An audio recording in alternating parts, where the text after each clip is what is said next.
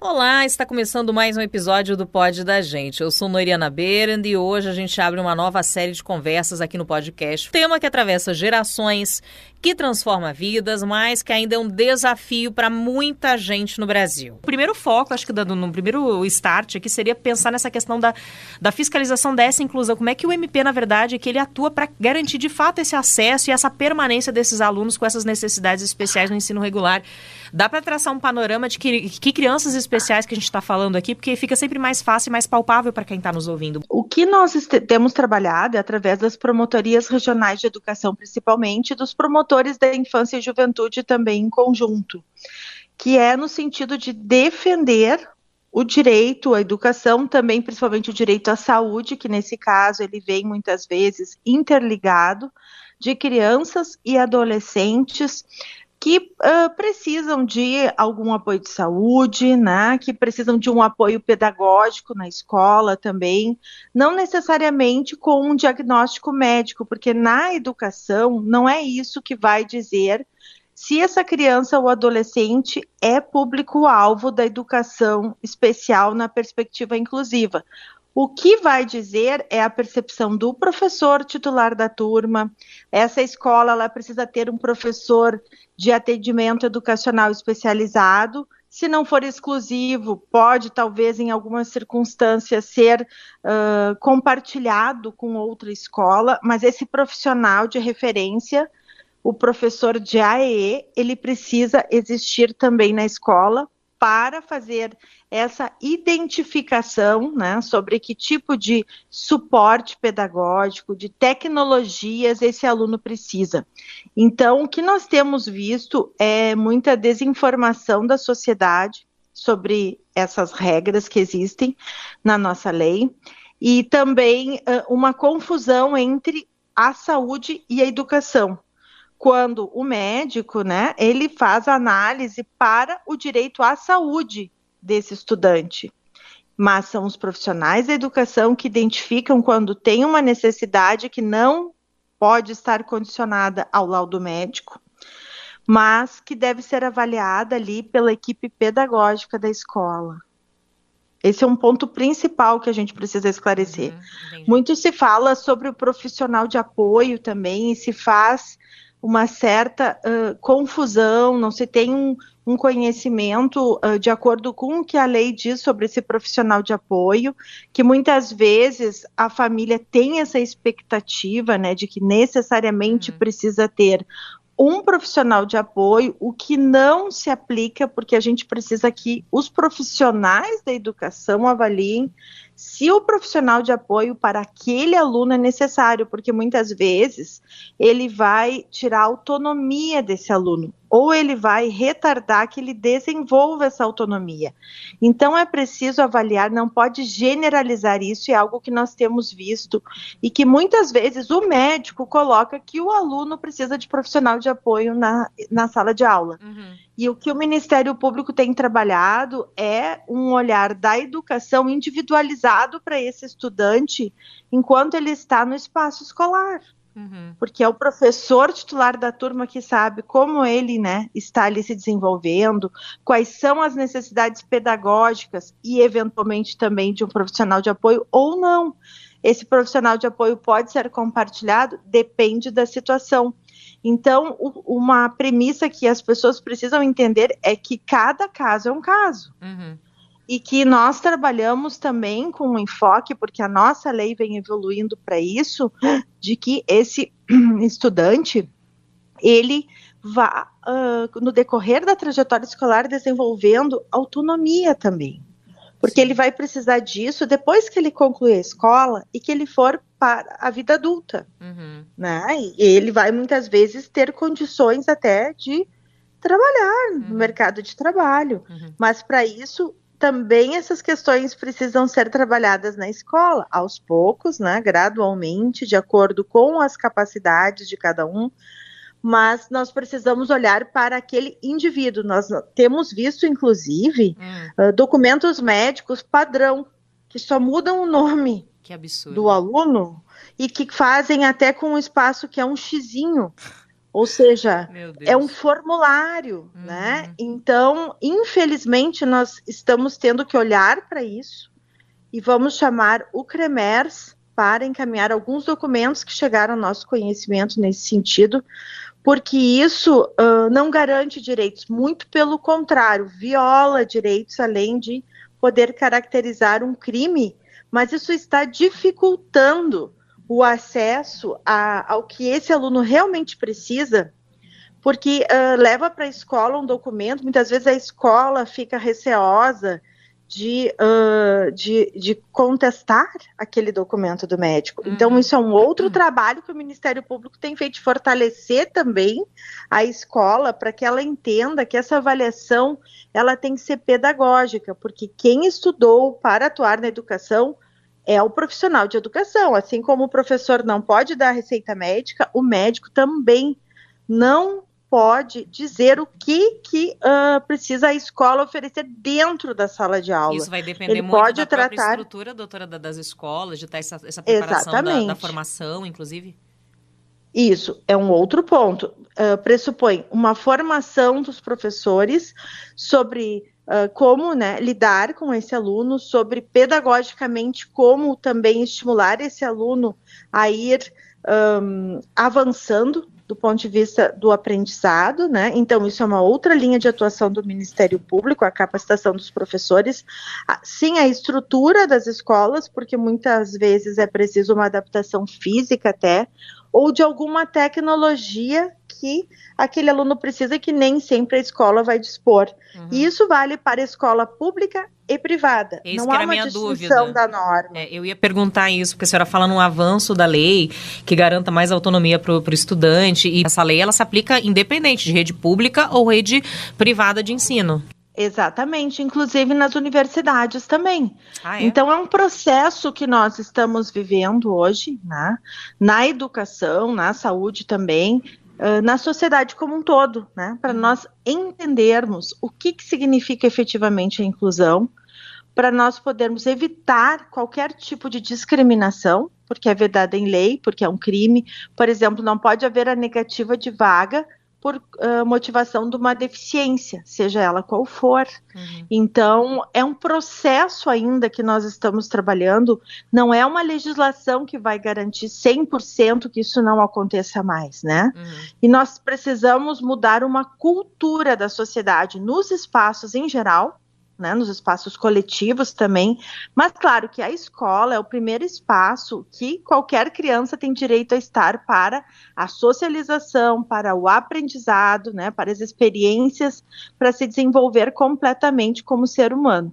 Então, nós temos trabalhado isso, e não é de hoje, já faz muitos anos que nós estamos, né, evoluímos em algum ponto, e aí cada município, no sentido não só da rede municipal, mas da rede estadual, municipal ou privada, tem as suas peculiaridades também. Alguns avançaram mais, outros avançaram menos. Então, é um trabalho permanente que nós fazemos, e quem se sente prejudicado, né, pode recorrer a uma promotoria de justiça. Se for um caso individual, vai ser atendido pelo promotor da infância e juventude. Se for algo que atinge vários alunos daquela rede, vai ser por um promotor regional de educação, né, que atende o âmbito coletivo do direito à educação dos municípios da sua promotoria regional. Então, o Ministério Público ele tem, né, se aparelhado de pessoas capacitadas e cada vez mais se capacitando para atuar na educação inclusiva.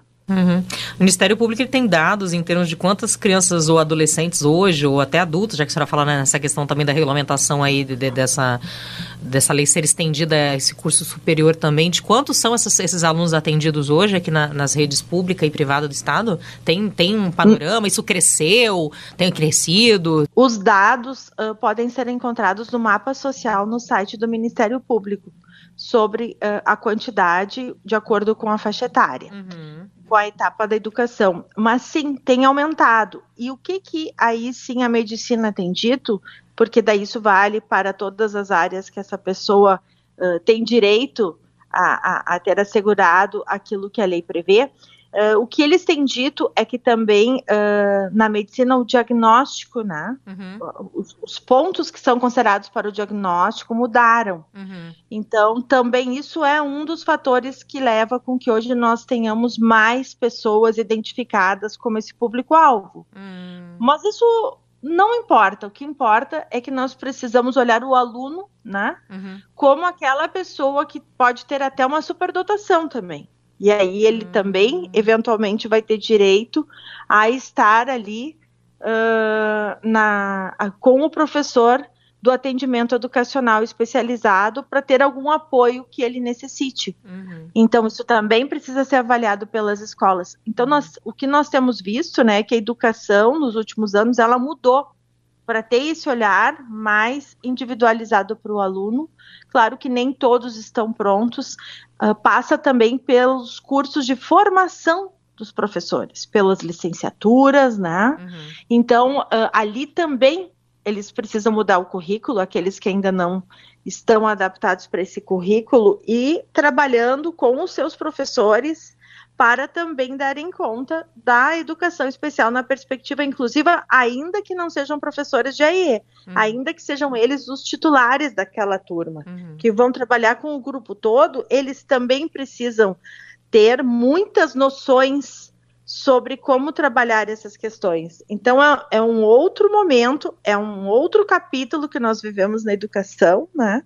E que a nossa legislação também, um pouco mais demoradamente, foi evoluindo, né? Para tentar esclarecer, para evitar a judicialização, porque nós estávamos vendo muita judicialização, principalmente no ponto do profissional de apoio.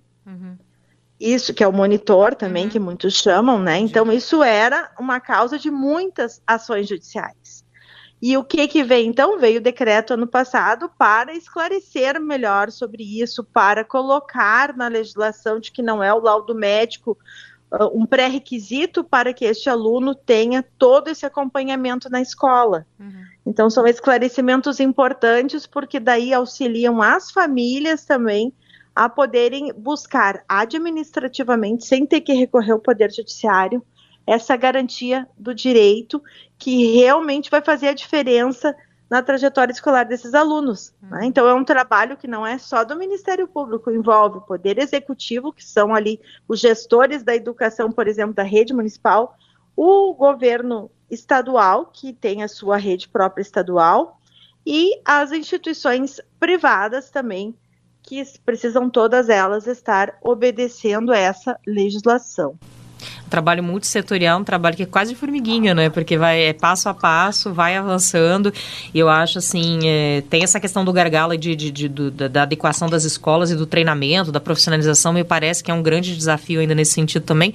E aí, até o mote nessa nossa conversa, essas coisas que a gente acaba ouvindo, inclusive de pais, assim, questionando da necessidade ou não de estar incluindo esse aluno. A gente vê muito do preconceito ainda presente também, quando se pensa nessa questão da inclusiva desses alunos também num contexto regular de educação. E a educação inclusiva, ela abrange os alunos com deficiência, que são aqueles que têm impedimentos de longo prazo, seja de natureza física, mental, intelectual ou sensorial, né, que em interação com diversas barreiras podem ter restringido a sua participação plena e efetiva na escola e na sociedade, e os alunos com transtornos globais de desenvolvimento, que são aqueles que apresentam alterações qualitativas das interações sociais recíprocas e na comunicação, repertório de interesse e atividades restrito, estereotipado e repetitivo. Inclui-se nesses grupos, então, o transtorno do espectro autista, o transtorno desintegrativo da infância, que são psicoses, síndrome de Rett. Então, tudo isso é o que a nossa legislação, né, afirma, mas o que nós mais defendemos, né, e também os alunos com altas habilidades e superdotação, que são aqueles que demonstram potencial elevado e grande desenvolvimento com as áreas do conhecimento humano, isoladas ou combinadas, né, que são a intelectual, liderança, psicomotora, artes e criatividade. O que nós mais defendemos é que o mais relevante não é o diagnóstico, mas isso ainda precisa ser dito, não é óbvio. É o professor avaliar, olha, esse meu aluno ele está tendo uma dificuldade muito maior do que a turma neste aprendizado ou em todos.